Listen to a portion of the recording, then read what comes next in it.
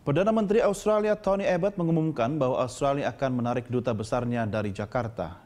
Keputusan ini diambil menanggapi eksekusi dua warga Australia, yaitu Myuran Sukumaran dan Andrew Chan. Perdana Menteri Australia Tony Abbott dan Menteri Luar Negeri Australia Julie Bishop menggelar konferensi pers usai eksekusi mati dilaksanakan. Menurut Abbott, Australia melakukan segala upaya untuk membatalkan eksekusi ini hingga menit terakhir. Australia menarik duta besar mereka dari Indonesia untuk konsultasi. Abbott menegaskan hubungan Australia dan Indonesia sangat penting, namun tercederai dengan eksekusi yang berlangsung beberapa waktu lalu.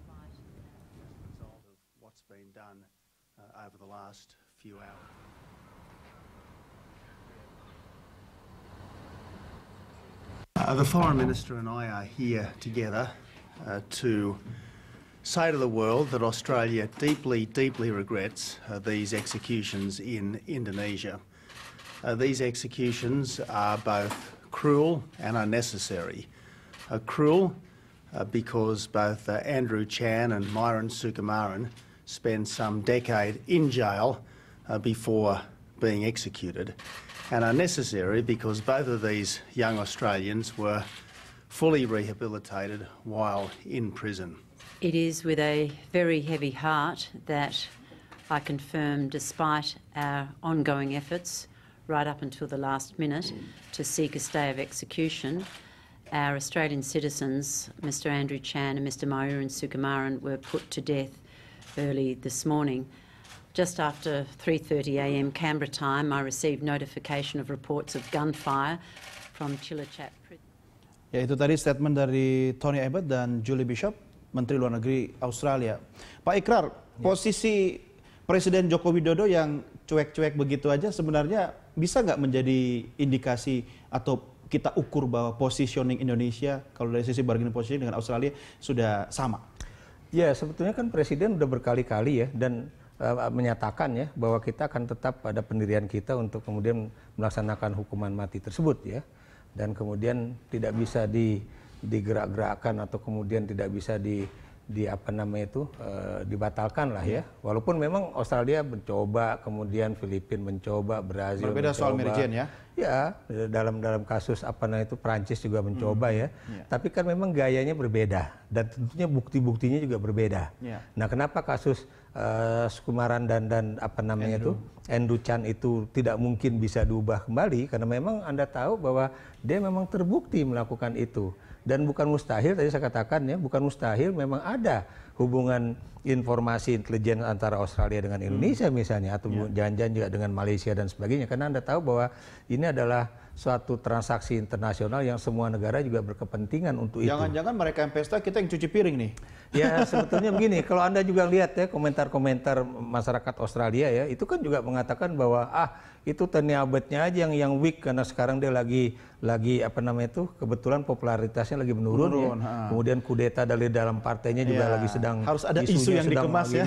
Dan kemudian muncullah isu ini dan ini mungkin bisa membuat dia muncul kembali di dalam panggung politik Australia ya untuk menunjukkan bahwa dia berusaha keras dan sebagainya. Itu sah-sah saja dong. Ya, tapi kan Anda lihat ya gayanya Abbott dan Julie Bishop dengan gayanya Menteri Luar Negeri Filipina dan Presiden Filipina Nino itu ya dalam mendekati Presiden Jokowi kan agak berbeda. Dan menariknya Pak Ikrar, Pak Makarim, ada diplomasi foto ketika KTT ASEAN ya kan, betapa Presiden Joko Widodo disandingkan dengan Nino Aquino gitu kan untuk foto bersama dan bergandengan tangan. Itu kan sebenarnya juga posisi menentukan prestasi. Pak Makarim yang menjelaskan dari Pak Makarim, kalau Sekjen PBB saja sampai menghimbau seperti itu, sebenarnya internasional itu seperti apa posisinya, Pak?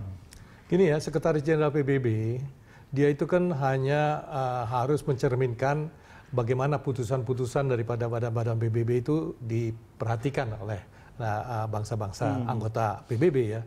Jadi dia itu ingin meng-highlight bahwa ada keputusan yang menyangkut abolisi daripada hukuman mati.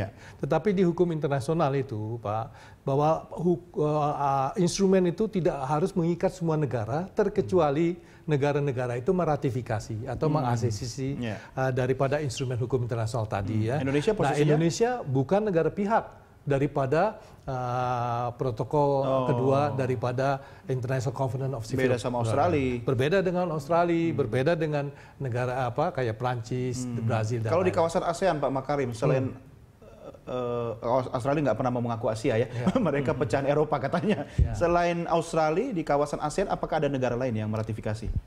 Yang meratifikasi itu kalau saya perhatikan, kayaknya tidak ada. Tidak ada ya di ASEAN ya? Tidak ada di ASEAN. Artinya sebagai negara bertetangga kita harus saling menghormati dan menghargai. Betul. Cuma apakah layak ketika isu-isu seperti ini yang harusnya ini menyangkut nasib masa depan orang Indonesia misalnya, generasi muda kita yang Anda katakan tadi kan sudah darurat narkoba gitu kan, bisa dijadikan isu politik untuk, saya pinjam statementnya Pak Ikrar, menaikkan popularitas politisi di Australia? Begini ya, politician itu selalu berusaha menggunakan apapun alat yang bisa dimanfaatkan. Ya, jadi Machiavellis yang dia bilang ya tujuan itu menghalalkan segala cara. Itu banyak dipakai atau dimanfaatkan oleh atau ditiru oleh politician-politician yang ada. Terutama bagi politician-politician yang sedang menghadapi masalah di dalam negeri ya. Dia ingin dikenal atau diketahui sebagai pemimpin yang tegas ya. Dia ingin dikenal sebagai pemimpin yang melindungi warganya. Dia ingin dikenal pemimpin yang berusaha untuk membela warganya sampai detik-detik terakhir. Jadi kalau kita lihat tadi statement daripada Tony Abbott dan juga Jolie Bishop ya, dia mengatakan bahwa sampai saat-saat terakhir ya itu mereka. Jadi mereka itu ingin dilihat sama warganya bahwa dia sudah berbuat yang terbaik. Mereka fight betul-betul ya, berdiri di garda depan gitu kan. Tapi kalau karakter atau gaya komunikasinya kan beda nih. Tony Abbott sama Joko Widodo kan sama-sama keras sebenarnya ya, tapi lebih keras Jokowi ya Pak Ikrar. Jokowi itu keras cuma gayanya solo ya. Maksud saya dia mengungkapkan kekerasannya tapi dengan bahasa yang lembut ya. Sementara Anda tahu Tony Abbott itu kan tipikal Australian culture ya, bukan English culture ya. Maksud saya Australian culture itu memang asal muasalnya dari Inggris, cuma enggak juga kan mereka dulu kan juga keturunan narapidana dan juga macam-macam itu, makanya kulturnya tuh jauh lebih keras ya, dan bicaranya juga jauh lebih tidak sopan. Tapi tegas kan tidak harus keras kan?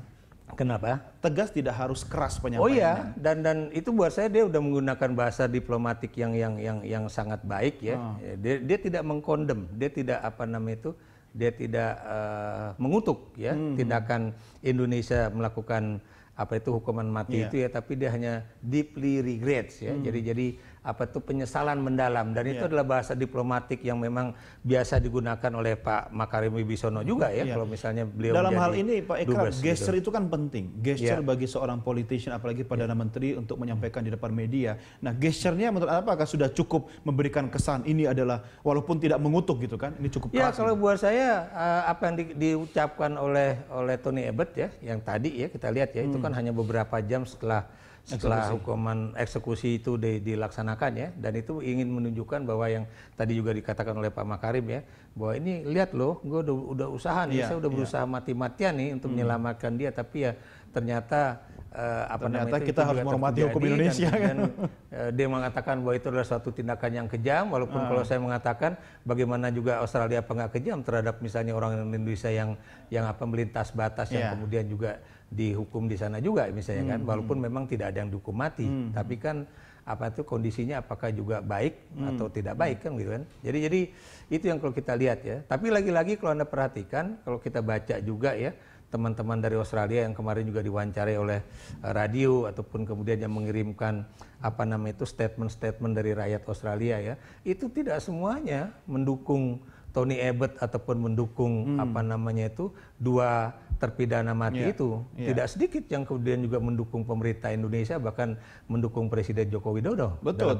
Itu kan suara rakyat kan. Betul. Dalam hal tertentu memang Vox Populi, Vox Dei. Tapi ini kan untuk pencitraan Pak Makarim. Suara rakyat tidak perlu dikemas 100%. Ini kan yang diambil adalah poin-poin penting untuk menaikkan popularitas seorang politisi seperti Tony Abbott gitu kan.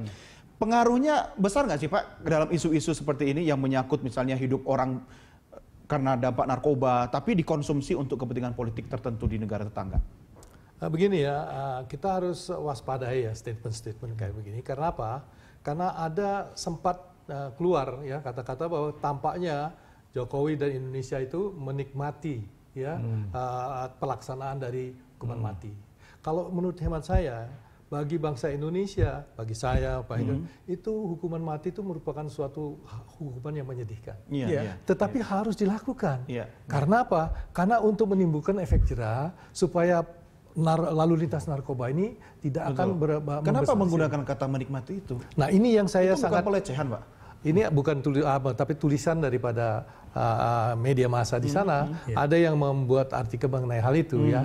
Nah, yang ini kita harus menunjukkan ya bahwa hukuman mati itu buat bangsa Indonesia suatu hal yang sangat menyedihkan. Ya, kita tidak suka ada itu. Tetapi harus dilakukan karena ini merupakan kaidah hukum Indonesia yang positif. Ini undang-undang. KUHP itu mengatakan demikian, Pak. Jadi kalau itu masih berlaku, ya semua unsur bangsa ini harus mematuhinya, gitu. Jadi kecuali kalau hukumnya sudah dirubah, ya tentunya kita harus menyesuaikan, gitu. Oke, Pak Ikrar, ada tambahan? Jadi begini, saya terus terang sangat menyesalkan ya pernyataan-pernyataan bahkan dari Sekjen PBB yang mengatakan bahwa persoalan narkoba itu suatu tindak kejahatan yang tidak pantas dihukum mati. Padahal buat saya, kalau kita lihat apa yang disebut dengan weapon of mass destruction, itu tidak harus dalam artian senjata kimia yang diledakkan begitu ataupun disebar begitu. Ini kan juga senjata kimia. Ya, yang namanya narkoba ini bisa jadi senjata kimia, dan buat saya dalam definisi yang lain dia juga bisa menjadi weapon of mass destruction atau senjata pemusnah massal. Kenapa demikian? Anda tahu, memang tidak sekaligus orang mati gara-gara narkoba calon matinya sudah ada 1, sekian juta orang itu. Orang yang menjadi pengonsumsi narkoba itu pasti kalau sebagian besar ya kalau udah kena, apalagi kena overdosis dan sebagainya, pasti mati. Kalaupun dia tidak mati dalam artian nyawanya, tapi masa depannya udah mati. Ini kan sebenarnya pengacoran sebuah bangsa secara sistematis kan? Betul. Itu yang makanya saya katakan bahwa itulah yang saya katakan bahwa ini adalah buat saya ini juga adalah senjata pemusnah massal walaupun dalam bentuknya yang lain, tidak dalam artian seperti nuklir, bom atom ataupun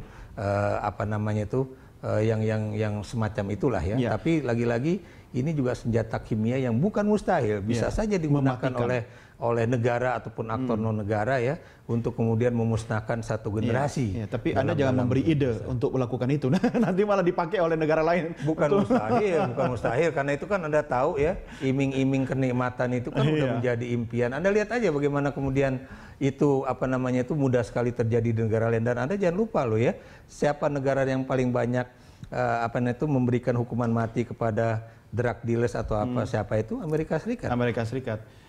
Kenapa kemudian Australia tidak pernah ngomong soal itu? Atau kemudian kenapa Perancis juga tidak pernah ngomong soal itu? Atau kenapa misalnya orang-orang yang membela drug dealers itu tidak pernah bicara ketika Amerika Serikat dan negara sekutu misalnya menghabisi Afghanistan ataupun Irak misalnya kan? Yang mati berapa orang? Gitu. Ya, artinya kalau kita bicara apple to apple, tidak pernah apple to apple ya. Ya, banyak politik selalu lagi-lagi saya tidak akan lupa ya pernyataan Perdana Menteri Bob Hawke tahun 86 kalau nggak salah ya, ketika ada 2 warga negara Australia itu juga akan dihukum gantung di Malaysia. Pada saat itu Perdana Menterinya Mahathir Mohamad dan mengatakan Anda itu barbar, dan dijawab sama Mahathir Mohamad ya, siapa yang barbar? Saya yang membunuh 2 orang itu yang membunuh banyak orang, atau kemudian 2 orang itu yang kemudian banyak sekali membunuh banyak orang ya.